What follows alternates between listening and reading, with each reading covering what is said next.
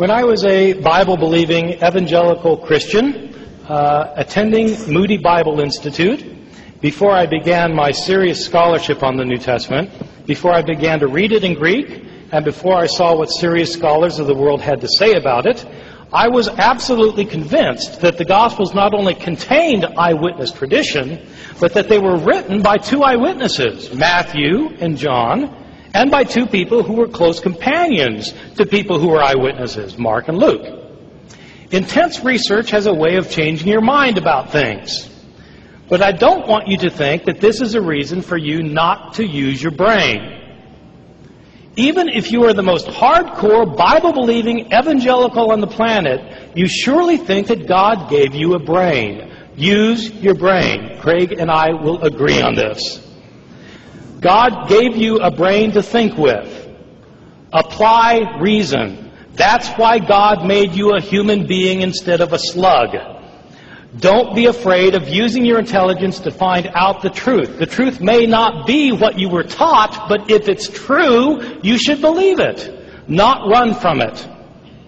As I studied more and more using my intelligence as an evangelical, but also praying about it, I became convinced that the New Testament Gospels were not written by eyewitnesses or by people who knew eyewitnesses. The first point to make is the rather obvious one that the Gospels don't claim to be written by eyewitnesses. They are all anonymous.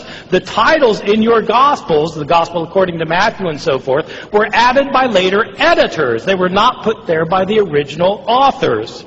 Second point, none of the Gospels claims to be written by the person whose name it bears.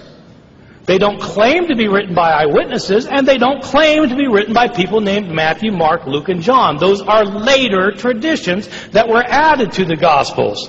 These traditions do not start appearing for about 100 years.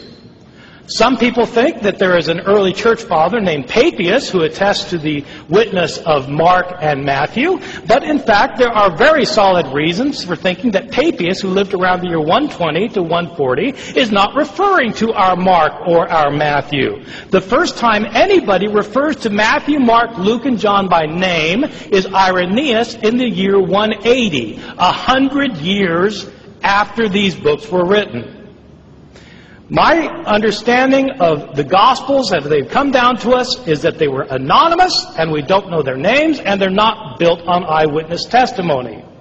But the important point that I want to make is that even if the Gospels were written by eyewitnesses, or even if they did contain eyewitness accounts, that would not guarantee that they were accurate.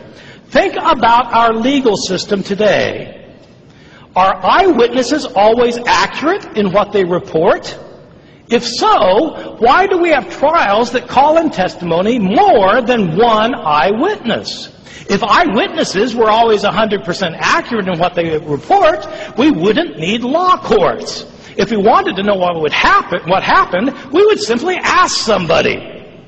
Eyewitnesses do not always get all the information right. But even if they did, it wouldn't matter because the Gospels of the New Testament don't claim to be written by eyewitnesses, and in fact they were not written by eyewitnesses. The Gospel writers were living 40 to 50 to 60 years after Jesus died.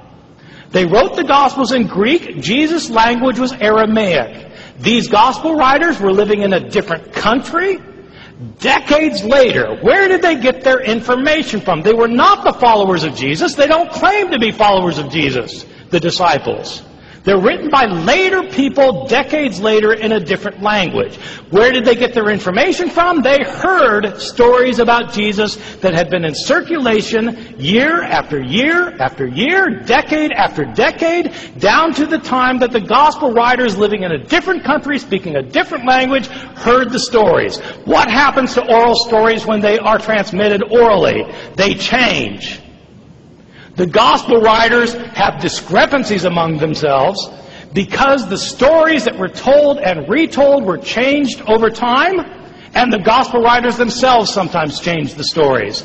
That's why there are discrepancies. That's why scholars might be able to tell you generally what Jesus was about. They can list 8 things that Jesus did, But they can't tell you the details and agree. Why can't scholars agree?